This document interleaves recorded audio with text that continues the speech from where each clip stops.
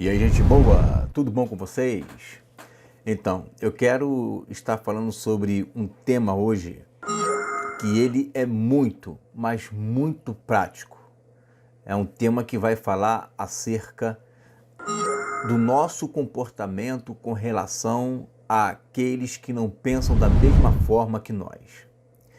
E existe um texto na Bíblia que é um texto que eu já havia meditado nele há muito tempo e eu pedi a Deus uma explicação para esse texto, só que eu vi que a melhor explicação que existe para esse texto é uma explicação prática. É uma explicação onde você aprende com a vida. É uma explicação onde você aprende por intermédio das circunstâncias que aparecem e que nós muitas das vezes ignoramos essas circunstâncias, até mesmo por razões que parecem ser legítimas, por causa do Evangelho, porque Deus nos revelou uma palavra. E esse tipo de mensagem que nós temos, que a nós foi revelada, é uma mensagem muito forte. É uma mensagem muito poderosa. É sim uma mensagem para esse tempo, para esta era. Só que nós estamos vivendo num processo de transição. Os processos de transições, elas não ocorrem da noite para o dia, elas levam um espaço de tempo para que Deus ele vai adaptando a situação, adaptando o coração das pessoas a aquela palavra. Eu posso dizer isso claramente porque há uns 18 anos atrás, quando eu queria falar para as pessoas acerca do reino de Deus sobre a terra, havia um entrave muito grande.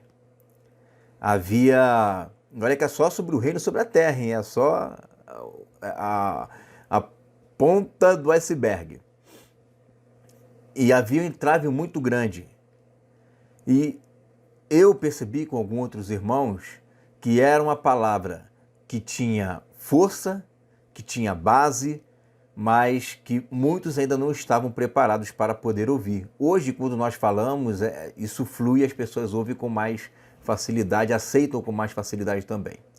Pois bem, eu quero usar um texto aqui, que eu falei que tem um texto que me deixou por muito tempo meditando, que é o que está lá em 1 Coríntios capítulo 9, versículo 20 em diante, diz assim: E fiz-me como judeu para os judeus, para ganhar os judeus, para os que estão debaixo da lei, como se estivera debaixo da lei, para ganhar os que estão debaixo da lei, para os que estão sem lei, como se estivesse sem lei, não estando sem lei para com Deus, mas debaixo da lei de Cristo, para ganhar os que estão sem lei. Fiz-me como fraco para os fracos, para ganhar os fracos. Fiz-me tudo para todos, para por todos os meios chegar a salvar alguns. E eu faço isso por causa do Evangelho, para ser também participante dele. Eu olhava esses textos aqui, ele não vai explicitar ali qual era o comportamento dele com relação à prática que ele vivia.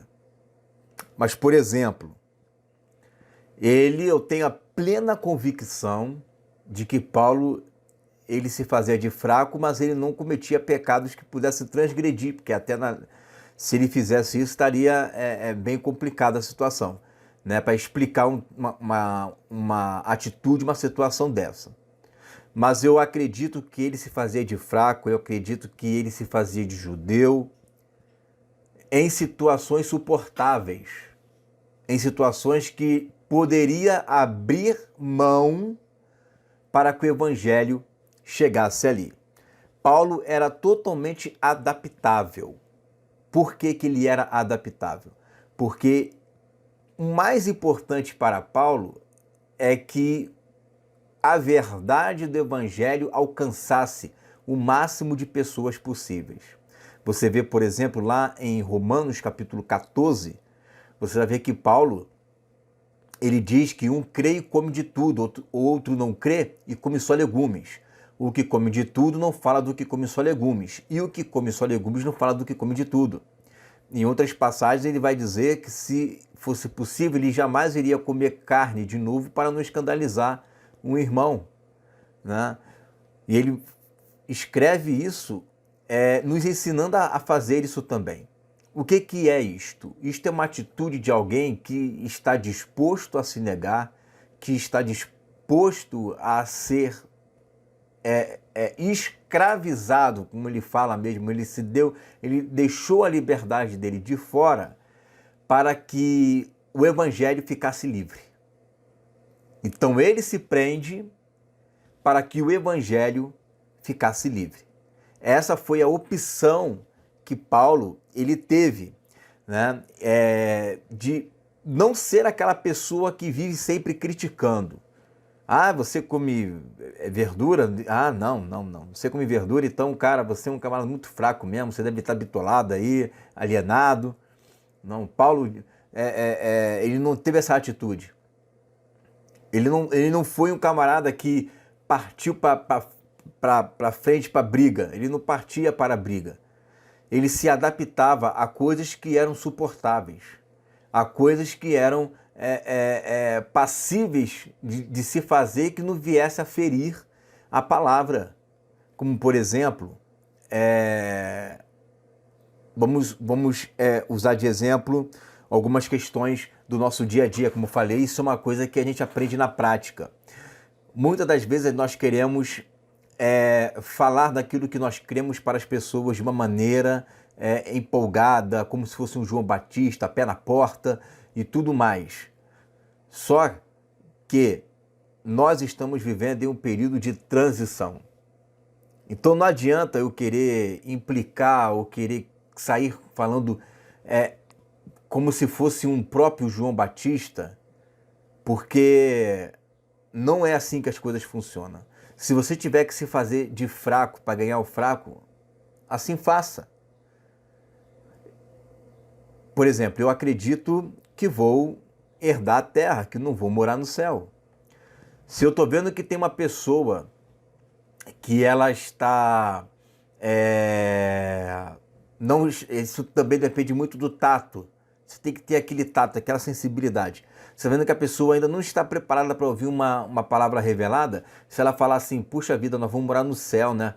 Você vai dizer, é verdade, nós iremos herdar o reino dos céus. Pronto. Você não bateu de frente com ela.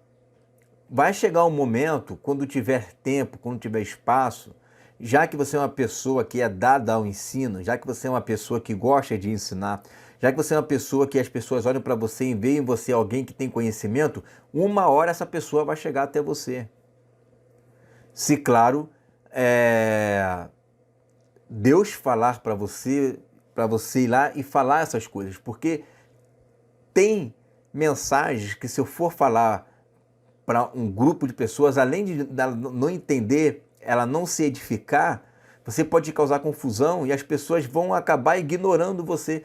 Então, uma outra coisa, seja maleável, seja uma pessoa com graça, seja uma pessoa querida, seja alguém que as pessoas confiam em você, que as pessoas possam olhar para você e achar uma pessoa não fanática religiosa, mas alguém que está aberta, mas alguém que é equilibrada.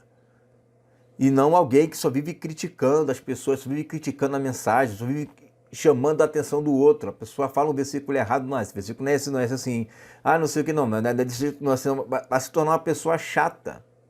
Você tem que ser alguém que é uma pessoa que as pessoas tenham acesso. Você quer ver uma outra coisa que isso irrita muitos outros? Eu já cometi esse erro, é por isso que eu estou falando isso. Você vai chegar e vai falar para a pessoa assim, não é porque agora eu conheci a verdade. É só a pessoa raciocinar. Se você conheceu a verdade, o que ela está pregando é o quê? É heresia, é mentira, é do diabo. A maioria dos pastores vão falar assim, então o que eu estou pregando é errado?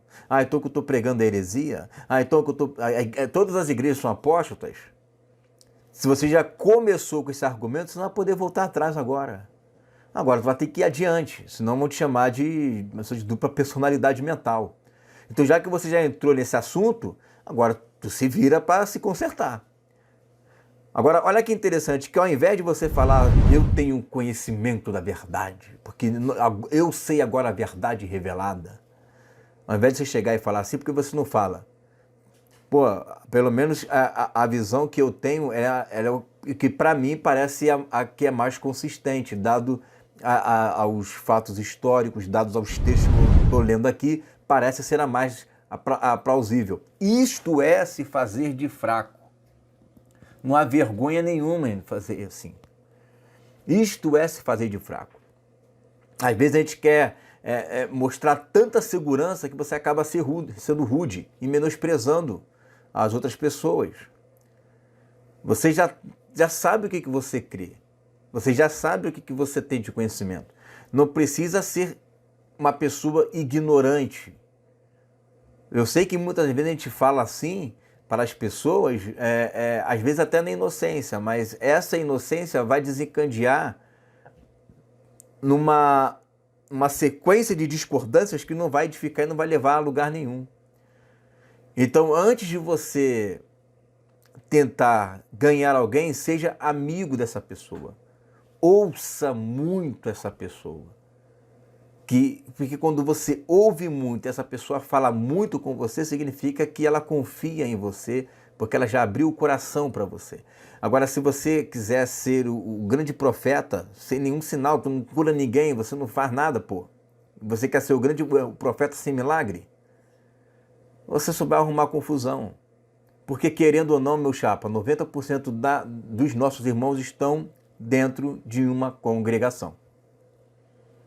A gente tem que sair da caixinha, parar de fingir que nós somos os grandes. Nós ainda somos um grupo considerável, mas em comparação ao que não conhece a verdade, nós ainda somos muito pequenos. Então, como é que nós vamos conseguir chegar até lá? Né? Por intermédio de uma coisa que Paulo tinha e que nós precisamos pedir a Deus, que é amor, paciência, sabedoria. Se tiver que se fingir de fraco, a gente vai se fingir de fraco. Se tiver que se fingir de um camarada que está aprendendo do beabá, se faça de alguém que está aprendendo do beabá. Mesmo você sendo um grande mestre. Se tiver que se...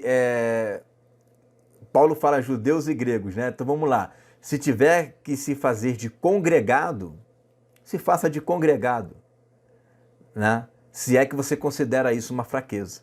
Que no meu caso eu não considero uma fraqueza, muito pelo contrário. Né? Você tem que se submeter a alguém, mesmo e não negando aquilo que você crê, e ainda está ali com outros irmãos ensinando e tudo mais, para mim é uma grande virtude, porque não é todo mundo que tem peito para se sujeitar. Né? Mas o que a gente pode fazer? Olha o que Paulo vai falar aqui em 1 Coríntios, no capítulo 10, versículo 32 e 33. Portai-vos de modo que não deis escândalo nem aos judeus, nem aos gregos, nem à igreja de Deus. Como também eu em tudo agrado a todos, não buscando o meu próprio proveito, mas o de muitos, para que assim se possam salvar. Então, Paulo, ele não está olhando ali a questão de quem está certo e quem está errado. O problema dele é o seguinte, eu quero que eu muitas das vezes venho a deixar a minha liberdade de lado, a fim de agradar a todos, a fim de que eles possam ser salvos. Então você que fala, esse pessoal fica preso aí no sistema, congregando, para com esse discurso. De repente, eu estou na qualidade de Paulo.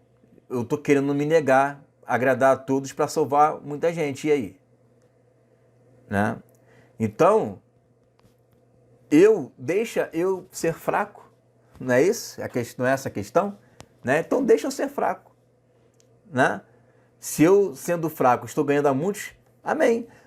Esse texto aqui de Paulo, de Filipenses 1, 15 e 18, para mim ele é fantástico. Filipenses 1, 15 e 18. Se muitos de nós praticarmos isso que eu estou falando, a probabilidade de tu ser excluído, a probabilidade de você acabar arrumando contendo onde você congrega ou com as pessoas é mínima. Porque você vai estar agindo não por um impulso ou pela vontade de querer estar certo, mas você vai agir por amor. Olha o que Paulo fala aqui em Filipenses 1, 15 e 18. Verdade é que também alguns pregam a Cristo por inveja e porfia, mas outros de boa mente. Uns por amor, sabendo que fui posto para a defesa do Evangelho, mas outros, na verdade, anunciam a Cristo por contenção, não puramente julgando desacrescentar aflição às minhas prisões. Mas que importa? Contanto que Cristo seja anunciado de toda maneira ou com fingimento ou em verdade, nisto me regozijo e me regozijarei ainda. Né? Então, olha só, ele fala assim, porque sei que isto me resultará salvação, pela oração e socorro do Espírito de Jesus Cristo. Né? Então, Paulo está dizendo o seguinte, olha, tem gente que está ali pregando o Evangelho, é por avareza, o que o pessoal adora chamar de cães gulosos. Né? Esses aí Deus vai julgar. Agora, aquela galerinha que está ali, muitas daquelas pessoas que estão ali porque foram enganadas, estão ali inocentes, mas o Evangelho de qualquer forma está sendo pregado. Está errado, ele está dizendo que está errado, está dizendo que está certo, está errado, mas está sendo anunciado. Tem pessoas ali que, querendo você ou não, meu chapa, está nascendo de novo. Querendo você ou não, os demônios dessas pessoas estão sendo expulsas. Querendo você ou não, famílias que estavam, né, quase num divórcio foram restauradas. Querendo você ou não, tem gente sendo curado. Querendo você ou não, existem pessoas que a sua vida foi restaurada, ainda que seja um evangelho que não esteja de acordo com o que nós ensinamos. Mas na frente, quando essa pessoa vier amadurecer, daqui a pouco ela vai acordar para a vida, Deus vai despertar ela e ela vai acabar indo por um caminho sobremodo excelente. Agora, não estou dizendo que Paulo nunca criticou ninguém. Paulo critica, você vê lá em próprio Filipenses, capítulo 13, ele vai falar daquelas pessoas que ficam ensinando o falso evangelho. Ele vai dizer para a gente não coadunar com elas, para nós não nos misturarmos com ela. Ele fala isso bem claro. Então, o que eu entendo? O que eu entendo é o seguinte, é que Paulo está dizendo, ó, tem gente pregando aí a verdade. Mas essas pessoas que pregam a verdade não pregam com um coração sincero e íntegro, mas pregam por avareza, não é isso que Jesus falou lá em Mateus 23, a respeito dos fariseus? Façam tudo o que eles mandam, mas não fazem o que eles fazem. Né? Vocês vão obedecer tudo o que eles estão falando, porque o que eles estão falando é correto. Agora, o que eles estão fazendo não bate com aquilo que eles ensinam. Né? Então, às vezes, a pessoa está até ensinando algo verdadeiro, mas ela está fazendo isso e o Espírito Santo nos testifica que ele está fazendo isso por orgulho, está fazendo isso por avareza, está fazendo isso por uma questão de um coração voltado para ele mesmo e não para o próximo. De qualquer forma, o evangelho está sendo pregado, é o que Paulo está falando. De qualquer forma, mesmo ele no erro, mesmo ele naquela situação ridícula, naquela situação vergonhosa que ele se encontra, o evangelho está sendo pregado. É isto que Paulo está falando e não tem por onde correr. Então, o evangelho está sendo pregado, vai chegar um momento em que a gente vai ter oportunidade para fazer o contraponto deste evangelho que está sendo pregado por meio da nossa vida. Querendo ou não, gente, 90% das pessoas que chegam em nossos canais já são cristãos de outras denominações, que foram ganhas por essas pessoas. Dificilmente eu vejo alguém chegar para mim e falar, olha, eu estava no mundo, eu ia me matar, não conheço Jesus, eu vi o seu vídeo, aceitei Jesus ali na hora. Isso não acontece. São pessoas que já eram cristãs, ou eram pessoas que não estavam congregando, é alguém que é pastor, ou é alguém que estava fraco na fé, ou era alguém que está ainda congregando, chegou a ouvir o que nós estamos falando, ou seja, São pessoas que foram salvas ali em outros lugares que não pregam o que a gente prega e agora estão ouvindo. É isso que Paulo está falando. Então eu me regozijo nisso. Você não se regozija nisso, não? Você fica triste quando alguém aceita Jesus? Mesmo sendo lá, isso não te traz alegria. Porque Deus só usa você, não usa os outros. Só porque você tem, ou eu tento, falando isso para mim também. Só porque nós temos uma palavra diferenciada. Nós temos que, graças a Deus que nós temos uma palavra diferenciada. Mas muito mais do que a palavra é usar ela com sabedoria. Porque senão não adianta nada. Aí Paulo vai dizer, né? Que adianta eu ganhar muitos e eu mesmo não ressuscitar naquele dia. Então, a gente tem que começar a saber lidar com as situações que aparecem. Isso por quê? Por causa do amor aos irmãos. Você não quer ganhar o máximo de pessoas possíveis com essa palavra? Como é que você vai ganhar se você não estiver ali junto com eles? Se você sempre critica, se você sempre fala mal, se você sempre está ali sendo um crítico árduo das igrejas, sempre fala mal das igrejas, sempre fala... Quando sai um escândalo, parece que é a festa, né? Nossa, já arrumei um tema para hoje, que maravilha, arrumei um tema. É agora que eu vou falar, deixa eu ver aqui. O cristão, a Bíblia tem que ser atualizada. E agora? Esses apóstatas, olha aqui, ó. Quando na verdade era para você estar chorando, porque isso está causando escândalo. E esses que causam escândalo tem que trazer para nós uma dor, porque o que tem de gente que se desvia por causa desse tipo de coisa, quantas pessoas estão ali e agora o seu líder está sendo bombardeado. E essas pessoas viam nesse líder, né, alguém que era o seu exemplo. E agora muitos deles perdem o seu exemplo. Mas ao mesmo tempo eu entendo que é necessário que os escândalos venham.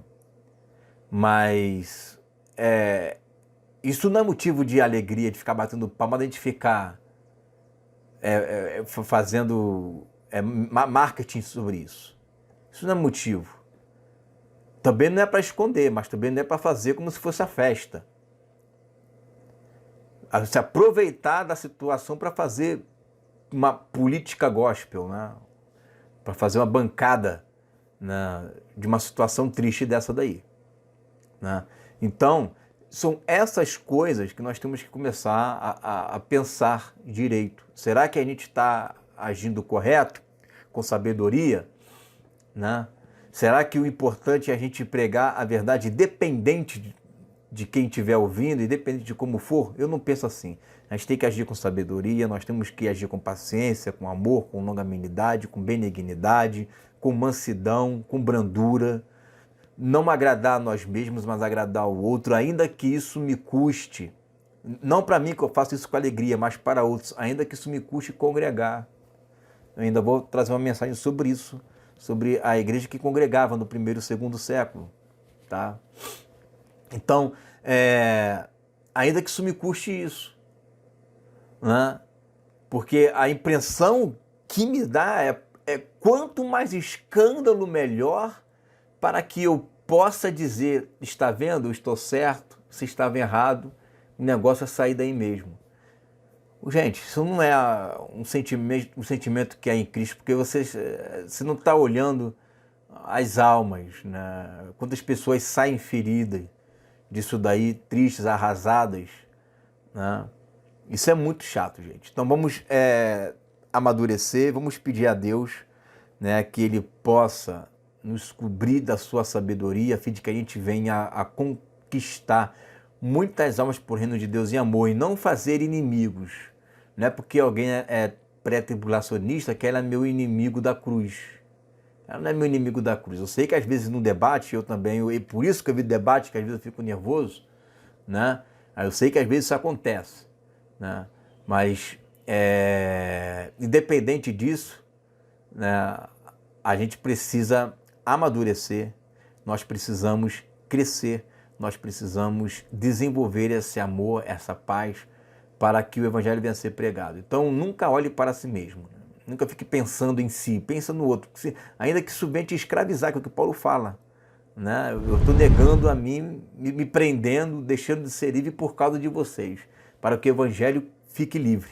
Gente, isso aí é um galardão enorme, que esse tipo de galardão poucos terão, né?